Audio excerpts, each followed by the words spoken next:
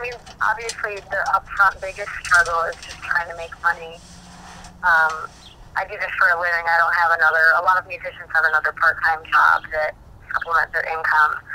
And I'm just doing music, so it's just a lot of bar gigs and a lot of non-ideal venues because, to play your original music as an unknown artist, you can't really get paid a lot of money for it. So you end up playing a lot of cover music in bars because they're the only ones that pay. And it's hard to stay focused on like your goals and what you're trying to do and not get wrapped up in that whole bar scene and the cover scene. And right now I'm actually dealing with some vocal issues because I'm just playing so much. I play like maybe 5 shows a week. And the shows are, 3-4 hours long, and that's just so much singing that I'm just getting a lot of vocal fatigue and having a hard time keeping up. Yeah. So, you want to work like every single day, and you want to play gigs every single day, so you make a lot of money, and you can easily pursue the other gigs you want to do that don't make as much money. I'm kind of stuck between a hard place and a rock because of that. What do you think keeps you going? Like, with all these struggles, what keeps you going? My love for music.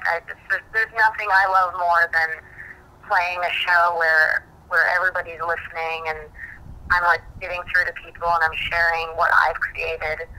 And that is just so, like, I do one of those shows maybe in every 2 months, maybe 3 months, I'll have like one really killer show where, I'll get like a standing ovation. And it's those moments where I'm like, wow, this is definitely what I want to do. It's worth the struggle. It's worth all this hard work. And not to mention, I got an engineering degree as a fallback. And I consciously chose to do music and not pursue my degree. And I've done an internship, the whole cubicle scene. And that's just not as fun. I mean, when it comes down to it, it's logical to have. It's a good fallback. But at the end of the day, when I clock out, being an engineer, nobody's going to stand up and clap for me. That's kind of just, it's really fun.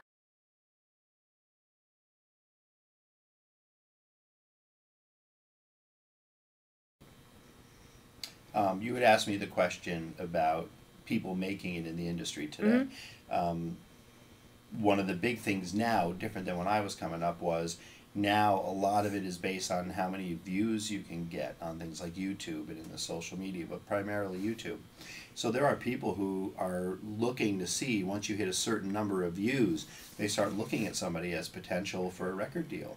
Because that many views means that much advertising is going out to the public, and so a lot of money can get attached to somebody that can command that many views.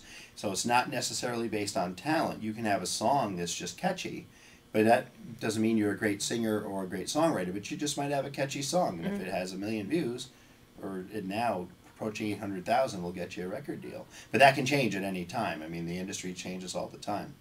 The cool thing about it is you might get some young guy or girl that has a look that commands all those views. And while that happens, it's guys my age and stuff that are in the background writing the songs for these people. So do you think it makes it harder for average kids to make it because they don't have a certain look?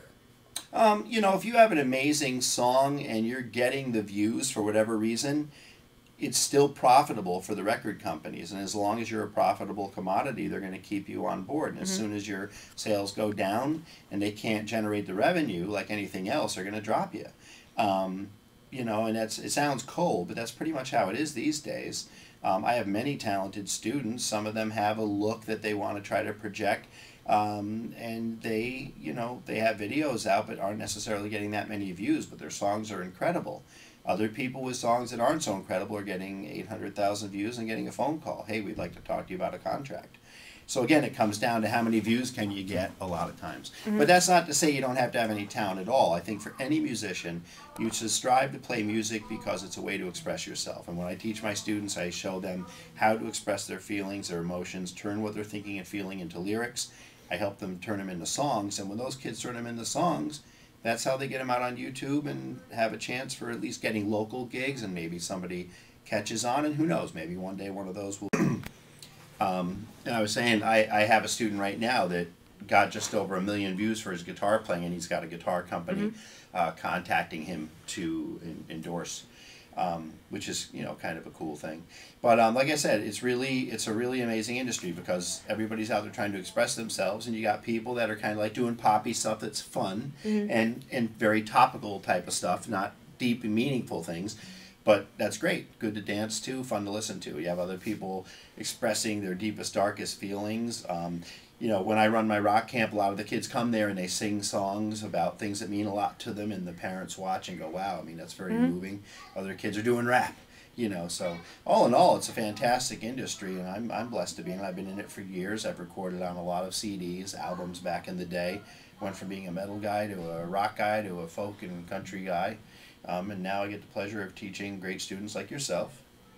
And so it's a lot of fun. What do you think is the hardest or the biggest struggles for kids my age to make it? To make it in the industry? Yeah. First of all, is having the self-confidence, is just realizing that who are you not to be great? I mean, think about this. The greatest bands of all time, from way back in the Beatles and way before that and up, were teenagers. Simply saying, I'm going to write about something and sing about it, and I don't care what somebody else thinks.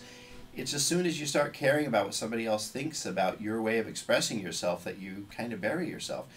You're here as an expressive, creative human being, and just do it. And people say, well, I don't know how to write a song. Well, nobody does. You just start by doing it.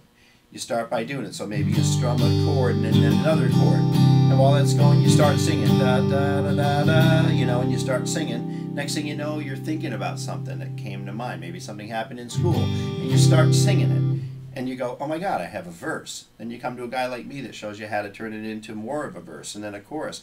Most of my students come to me thinking they can't write songs. I show them a couple little things and you can't stop them. I mean, most of my teenage girls and guys, 20, 30 songs in a year and a half. You know, once they see that they can do it, there's no stopping you. But, you know, that's the biggest struggle, is self-confidence, really. Do you think the lack of record labels around here has an effect? Well, that's the beautiful thing about the social media and everything, is we don't need to have record labels here. If you can record a song, I mean, what I do in my teaching program is I take people and we record a song.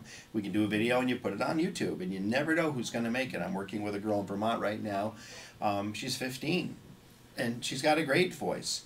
And she's got an interesting look, so, you know, we're going to record her song and do a small video with like a small flip type of camera like you're using, and put it on YouTube, see what happens. I mean, it doesn't cost much of anything. And if you don't do it, you know the answer is going to be no.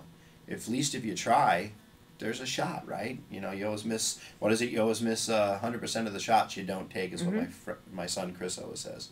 So, and it's true, so take a shot.